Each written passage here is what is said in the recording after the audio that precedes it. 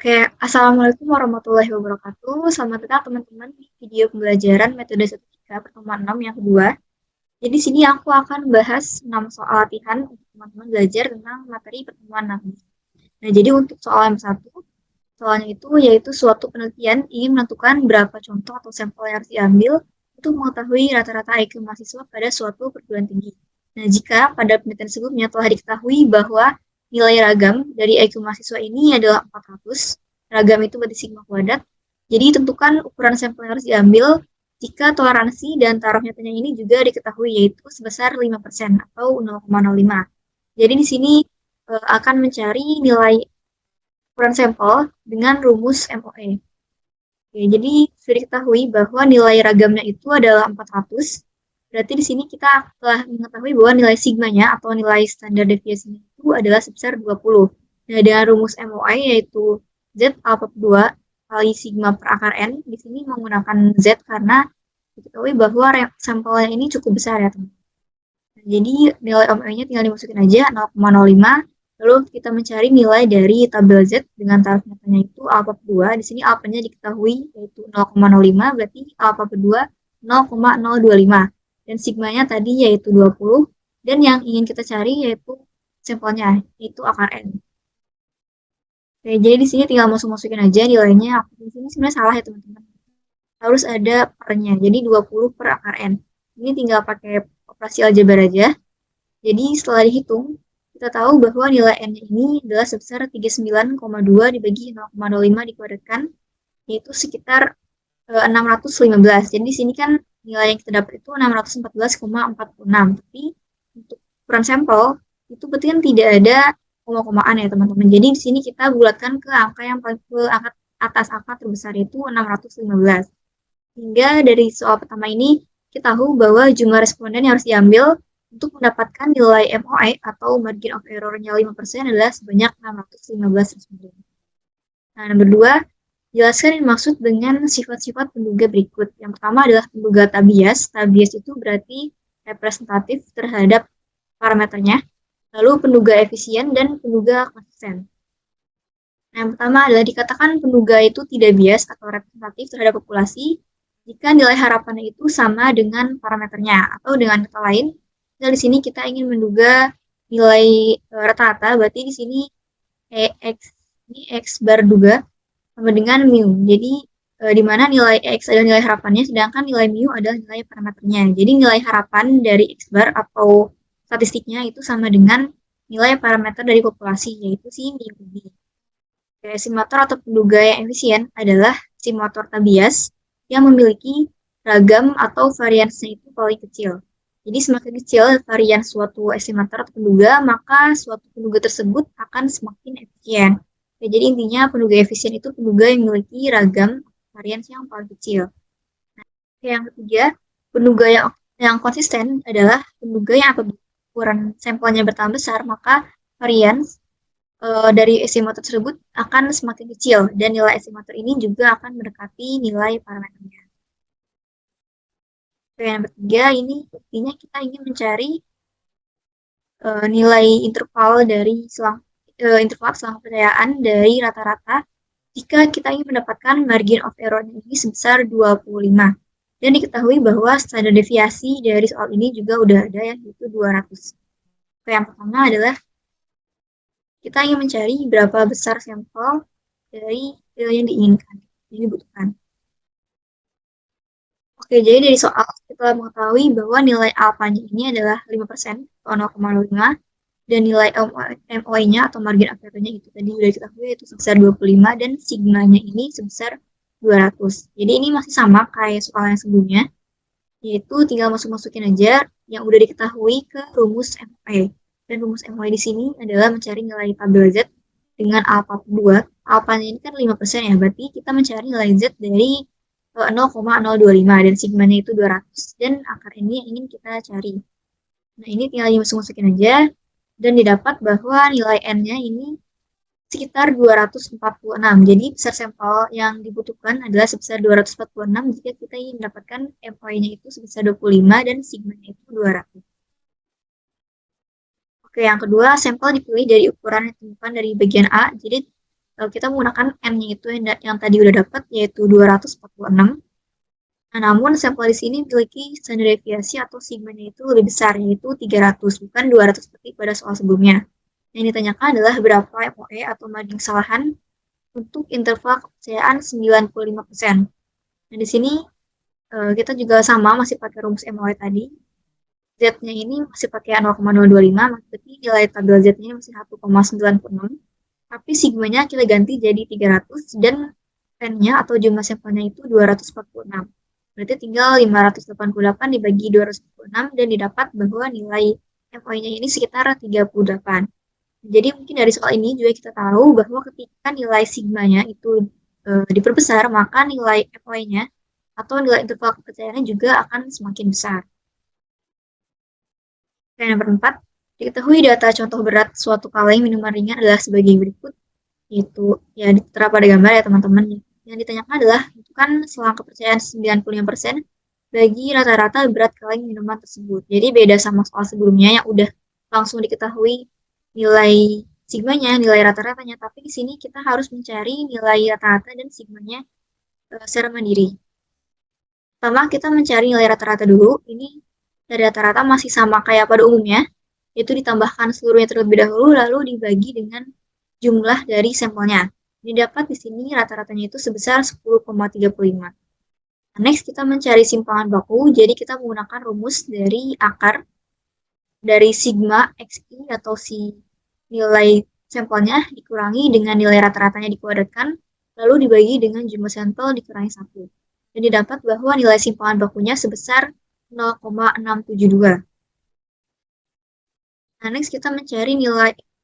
Nah, pada soal sebelumnya, kita mencari nilai MO-nya itu dengan rumus dari tabel Z ya. Tabel Z alpha per 2 dikali sigma per N. Tapi di sini karena jumlah sampelnya itu jadi kurang dari 30, di sini kan cuma ada sekitar 10 aja ya. Jadi berarti kita menggunakan tabel T atau tabel T-Student. Nah, di sini cara mencarinya itu bisa pakai tabel. Jadi kita bisa langsung cari tabelnya aja atau gunakan rumus di Excel, yaitu menggunakan ini ya. Yang T.in dot 2T ini 0,05 ini berarti taraf nyatanya. Dan 9 ini adalah N-1 atau derajat bebasnya, yaitu jumlah sampel dikurangi 1. Dan didapat bahwa nilai tabelnya ini adalah 2,26. Nah, berarti nilai MO-nya kita tinggal kaliin aja nilai T tadi, yaitu 2,26 dikali dengan nilai simpangan bakunya. Nilai simpangan bakunya itu kan tadi udah kita ketahui bahwa nilainya itu udah 0,672. Berarti ini kita pakai lagi 0,672 dibagi dengan per 10. 10 ini adalah jumlah sampel. Dan dapat bahwa nilai MO-nya adalah sebesar 0,4. Oke, next di sini kita mencari nilai selang kepercayaan. Berarti tinggal nilai rata-ratanya lalu plus minus dari MOE tadi. Nilai rata-ratanya itu kan tadi udah kita dapat nilainya 10,35. Berarti tinggal 10,35 plus minus 0,48. Dan di sini kita dapat bahwa selang kepercayaan untuk rata-rata berat kaleng minuman tersebut adalah 9,8692 sampai 10,8308. Oke, nomor 5. Ya, di sini kita intinya ketahui bahwa nilai rata-rata untuk temperatur bulanan di Florida ini sebesar 64,264 dengan standar deviasinya ini sudah diketahui juga yaitu sebesar 3,09 Fahrenheit. Dan di sini kita ketahui juga bahwa jumlah sampelnya yaitu sebesar 122.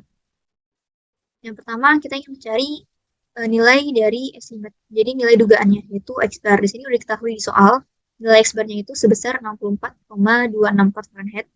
Lalu nomor B, kita mencari nilai standar error. Berarti rumusnya ini tinggal standar deviasi dibagi dengan akar dari jumlah sampel. Standar deviasinya udah kita dapat, yaitu 3,109 di soal. Tinggal dibagi dengan akar 122, itu jumlah sampel. Dan dapat bahwa nilai standar errornya sebesar 0,28. Oke, jadi untuk C, ini udah diketahui bahwa nilai selang kepercayaannya pada tingkat kepercayaan 90% ini dari 63,707 sampai 64,821. Di sini kita diminta untuk menginterpretasikannya. Jadi interpretasinya berarti kita percaya pada tingkat kepercayaan bahwa rata-rata temperatur bulan Maret di Florida ini ada di antara 63,707 derajat Fahrenheit sampai 64,821 derajat Fahrenheit untuk tahun 1895 sampai 2016. Jadi di sini nggak boleh ketinggalan ya tahunnya. Jadi untuk tahun yang di luar ini kita belum bisa menduganya. Jadi nilai dugaan 63,707 sampai 64,821 ini cuma untuk tahun 1865 sampai 2016. Oke, ini ditanyakan apakah masuk akal jika nilai rata-rata populasi bulanan pada bulan Maret di Florida ini sebesar 63 derajat Fahrenheit. Jadi jawabannya adalah tidak masuk akal karena rata-rata 63 derajat Fahrenheit ini tidak masuk pada selang kepercayaan yang tadi sudah disebutkan, itu sebesar 63,707 derajat Fahrenheit sampai 64,821 derajat Fahrenheit. Nah, 63 derajat Fahrenheit ini kan tidak masuk pada selang kepercayaan yang pada soal C sebelumnya, ya, teman-teman. Jadi di sini jawabannya adalah tidak masuk. Oke, yang D, sebuah survei dilakukan terhadap 200 mahasiswa sebuah perguruan tinggi untuk menduga proporsi mahasiswa perguruan tinggi tersebut yang menyukai sarapan pagi dengan mie instan. Jadi beda dengan soal sebelumnya yang mencari tentang nilai tengah, tapi untuk soal nomor 6 ini kita mencari dugaan porsi. Nah, dari hasil survei tersebut ternyata diperoleh data 120 mahasiswa diantaranya menyukai sarapan mie instan. Yang pertama adalah buat 90% untuk proporsi tersebut. Dan yang B, jika ingin diperoleh dugaan dengan margin of error-nya atau MOE-nya ini 1%, 0,01, maka berapa ukuran sampel yang diperlukan. Yang pertama kita mencari nilai MOE dulu untuk soal A. Jadi kita udah tahu bahwa nilai N-nya atau nilai sampelnya ini 200 dan X-nya yaitu jumlah suksesnya itu adalah 120. Berarti di sini kita mencari nilai dugaan proporsinya dulu dan rumus dugaan proporsi itu adalah X per N atau jumlah sukses dibagi dengan jumlah sampel. Berarti tinggal 120 dibagi dengan 200 dan hasilnya proporsi dugaannya adalah sebesar 0,6. Nah, berarti ini kita tinggal masukin aja ke rumus MOE untuk proporsi. Rumusnya itu adalah kita mencari nilai tabel Z untuk alpha per 2. Di sini alfanya 5%. Berarti nilai tabel Z untuk 0,025. Dan P duganya kita udah tahu nilainya itu 0,6. Dikali dengan 1 min P duga, yaitu ini 0,4. 0,6 dikali 0,4 dibagi dengan jumlah sampel, yaitu 200. Dan setelah dihitung, nilai dari yang di dalam akar ini adalah 0,035. Jadi tinggal dikali aja sama nilai tabel Z, dan didapat bahwa nilai MOE-nya ini sebesar 0,086. Nah, berarti untuk selang kepercayaannya tinggal nilai proporsi dugaan yang tadi udah kita cari, yaitu 0,6 plus minus 0,0686. Gitu. Nah, nomor B ini kita mencari ukuran sampel yang dibutuhkan agar nilai MOE-nya ini sebesar 1% atau 0,01. Nah, berarti ini rumusnya masih sama, tapi N-nya ini kita misalkan di N. Dan nilai MOE-nya udah diketahui yaitu sebesar 0,01. Tinggal masukin aja ke rumus. Berarti di sini kita nyari nilai akar dari yang 0,6 kali 0,4 dulu di sini, dan didapat nilainya itu adalah 0,49. Dan di sini akar N-nya masih dicari. Berarti tinggal aljabar B saja, tinggal dikali silang. Dan didapat nilai N-nya atau jumlah sampelnya ini sekitar 9.224. Nah, jadi jumlah sampel yang dibutuhkan untuk mendapat nilai MOE atau margin of error-nya itu 1% adalah sebanyak 9.224 mahasiswa. Oke, jadi untuk pembahasan soalnya cukup sekian dari aku. Mungkin next bakal ada latihan individu dan tugas kelompok ya teman-teman yang akan diberikan menyusul. Ya, mungkin sekian dari aku. Mohon maaf bila ada kesalahan. Wassalamualaikum warahmatullahi wabarakatuh.